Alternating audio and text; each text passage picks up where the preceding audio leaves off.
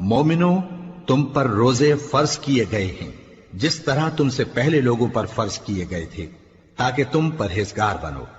روزوں کے دن گنتی کے چند روز ہیں، تو جو شخص تم میں سے بیمار ہو یا سفر میں ہو تو دوسرے دنوں میں روزوں کا شمار پورا کر لے۔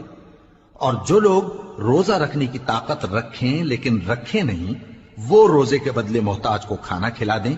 اور جو کوئی اپنی مرضی سے زیادہ نیکی کرے تو اس کے حق میں زیادہ اچھا ہے، اور اگر سمجھو تو روزہ رکھنا ہی تمہارے حق میں بہتر ہے۔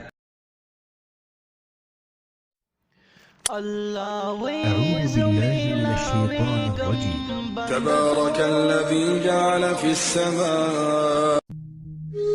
پرانی کہاوت ہے، ایک کمہار مٹی سے کچھ بنا رہا تھا، اس کے ہاتھ مٹی سے بھرے ہوئے تھے۔ اس کی بیوی پوچھتی ہے، کیا بنا رہے ہو؟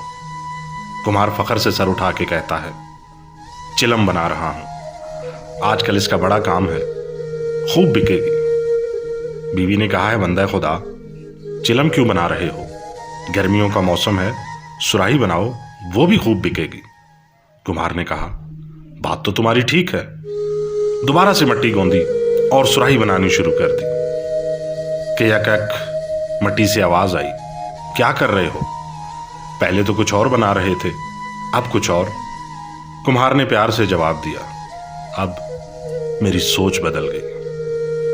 مٹی سے بھی پیار بھری آواز آئی، تمہاری تو سوچ بدلی، میری تو زندگی ہی بدل گئی۔ چلم بنتی تو آگ بھری جاتی، خود بھی جلتی، لوگوں کو بھی جلاتی۔ اب سراہی بنوں گی، پانی بھرا جائے گا، خود بھی ٹھنڈی رہوں گی، لوگوں کو بھی ٹھنڈا رکھوں گی۔ دوستو، سوچ بدلو، زندگی بدل جائے گی۔